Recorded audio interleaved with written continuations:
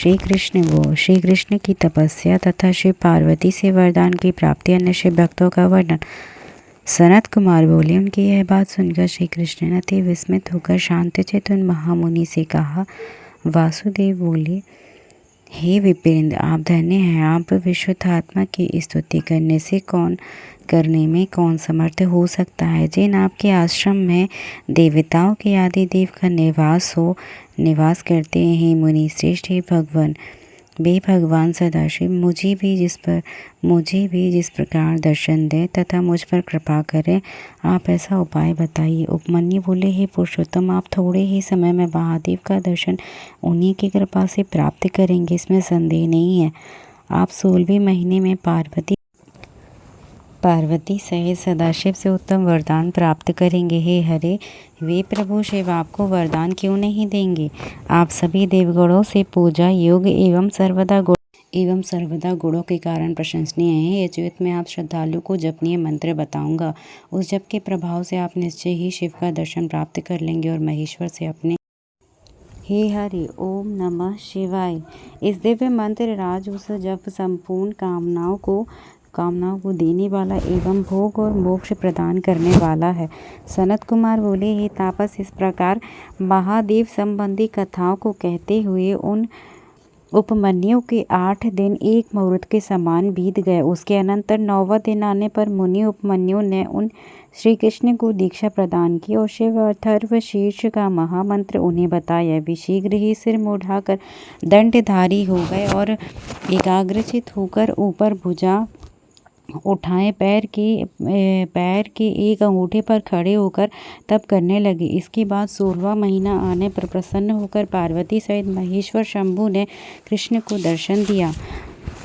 3 नेत्र वाले चंद्रमा को मस्तक पर धारण किए ब्रह्मा आदि से स्तुति किए जाते हुए करोड़ों सिद्ध जनों से पूजित दिव्य माला एवं वस्त्र धारण किए हुए भक्ति से विनम्र देवताओं एवं असुरों से नमस्कृत, अनेक आभूषणों से विभूषित, संपूर्ण आश्चर्य से परिपूर्ण, कांतिमान, अनेक गढ़ों तथा दोनों पुत्रों से युक्त, अति प्रसन्न पार्वती सहित ऐसे अजन्मा विनाशी प्रभु भगवान महेश्वर को देखकर विस्मय से प्रफुल्लित नेत्रों वाले तथा परम उत्साह से युक्त श्री कृष्ण ने हाथ जोड़कर प्रसन्न होकर शंकर जी को प्रणाम किया और उन्होंने शास्त्र विधि से उनका पूजा की और सिर झुकाकर अनेक विस्तृत रूप वाचिक उपचार से तथा सहस्त्र नाम से देवेश्वर की स्तुति की। उसके अनंतर गंधर्वों सहित देवताओं, विद्या महानागों ने श्री कृष्ण पर पुष्प वृष्टि कर उन्हें मनुकूलन साधुवाद प्रदान किया। उसके बाद भक्तिवत्सल भगवान महेश्वर रुद्र ने पार्वती के मुख की ओर देखकर प्रसन्न होकर कृष्ण से कहा। श्री महादेव बोले, हे कृष्ण, मेरे प्रति दृढ़ व्रत वाला आप भक्त को मैं जानता हूँ, अतः आप तीनों लोकों में दुर्लभ पवित्र वरों को मुझसे मांग लीजिए। सनत कुमार बोले, उनके उस वचन को सुनकर श्री कृष्ण ने हाथ जोड़कर आदर सहित सर्वेश्वर शिव को 12 बार प्रणाम करके उनसे कहा। श्री कृष्ण बोले, हे देवदेव, हे महादेव, हे नाथ, हे महेश्वर, मैं आपके द्वारा कहे गए जो 8 वरों को आपसे मांगता हूँ। मेरी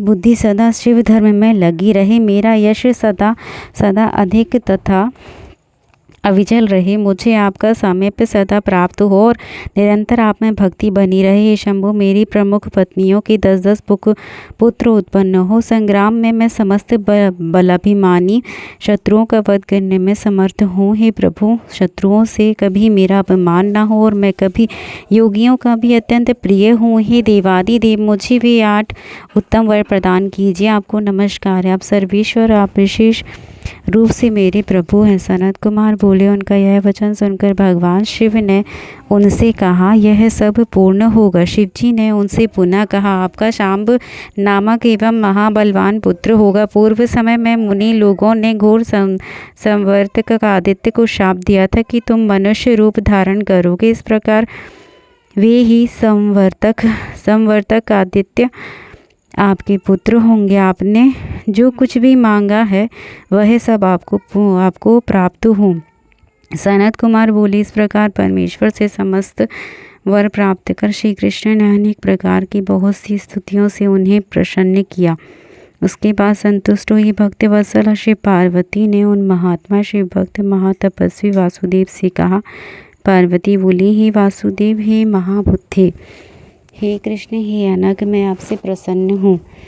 अब आप पृथ्वी पर सर्वदा दुर्लभ तथा सुंदर वरों को मुझसे प्राप्त करें। सनत कुमार बोले, उस पार्वती का यह वचन सुनकर उन श्री कृष्ण ने अति प्रसन्नचित होकर भक्ति युक्त मन से उनसे कहा। श्री कृष्ण बोले, हे देवी, यदि आप मुझ पर प्रसन्न हैं और मेरे इस सत्य तप से वरदान देना चाहती हैं तो मुझे यही वरदान दीजिए कि मुझे ब्राह्मणों से कभी द्वेष न हो, मेरा कल्याण हो, मैं सदा ब्राह्मणों की पूजा करता रहूं, मेरे माता पिता सदा मुझ पर प्रसन्न रहें, मैं जहाँ कहीं भी जाऊं वहाँ मैं सभी प्राणियों के प्रति अनुकूलता रखूं, आपके दर्शन के कारण अच्छे कुल में मेरा जन्म हो, इंद्र आदि देवगणों को सैकड़ों यज्ञों के द्वारा तृप्त करता रहूं, हजारों यतियों और अतिथियों को सदा अपने घर पर श्रद्धा से पवित्र भोजन कराता रहूं, अपने बांधवजनों के साथ मेरी प्रीति रहे और मैं सदा सुखी रहूं। हे देवी, मैं अपनी हजारों स्त्रियों का प्राण प्रिय बना रहूं और मैं हे शांकरी,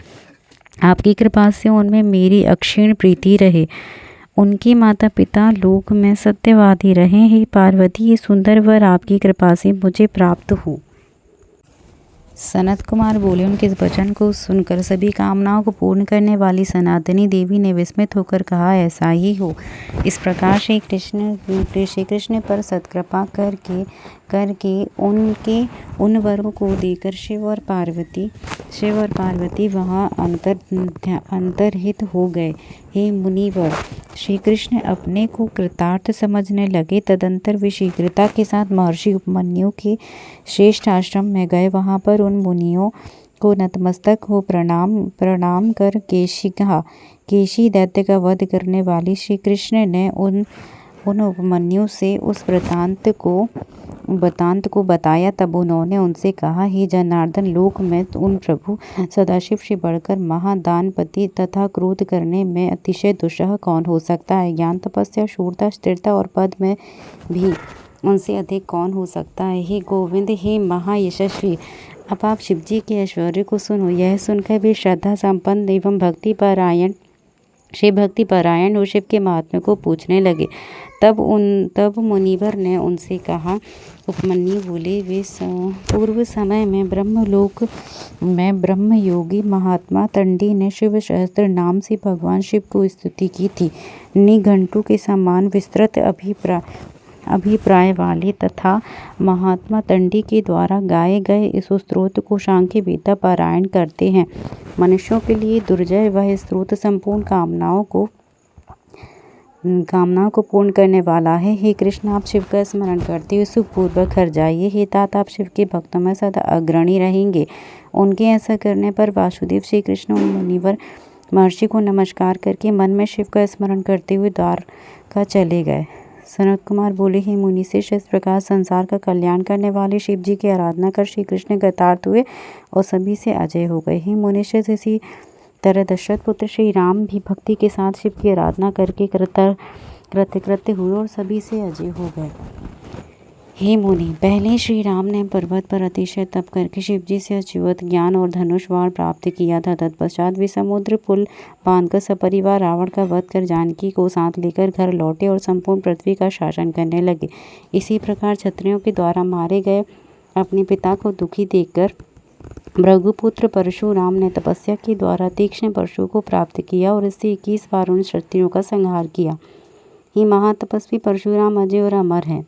वे आज भी सिद्ध चरणों के साथ शिवलिंग की पूजा करते हुए देखे जाते हैं।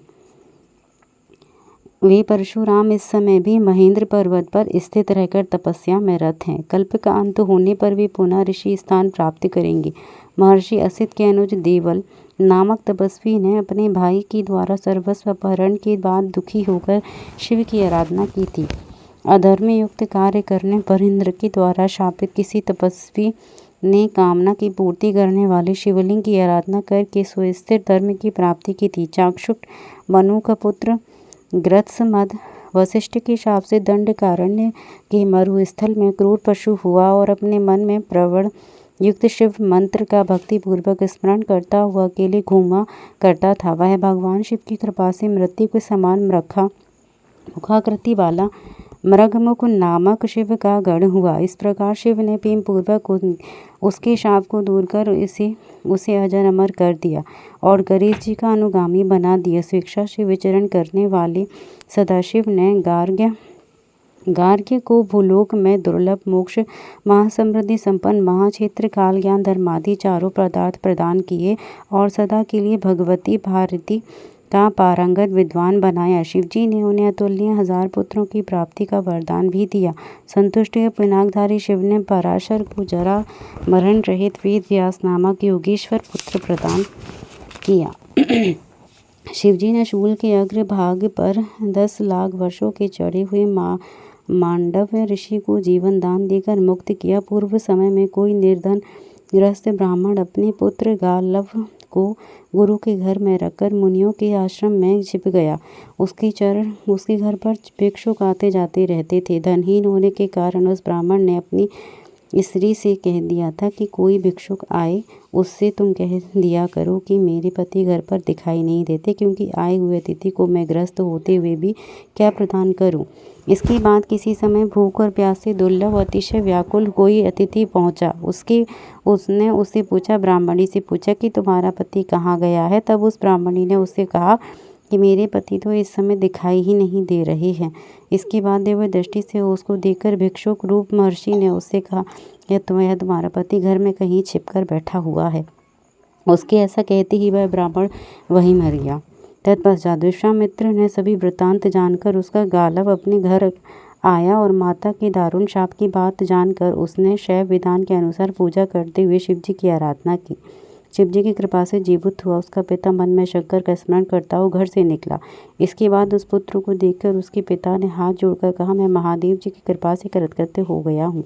मैं धनवान तथा पुत्रवान हो गया हूँ, मरण पुनः जीवित हो गया हूँ। हे मुनिगण, इस प्रकार मैंने संक्षेप में वर्णन कर दिया। मैं पूर्ण रूप से वर्णन करने में समर्थ नहीं हूँ। शेषनाग के 1000 मुख भी विस्तार पूर्वक सदाशिव के गुणों का वर्णन करने में समर्थ नहीं है। जय जय श्री महापुराणी। हर हर महादेव, हर हर महादेव, हर हर महादेव।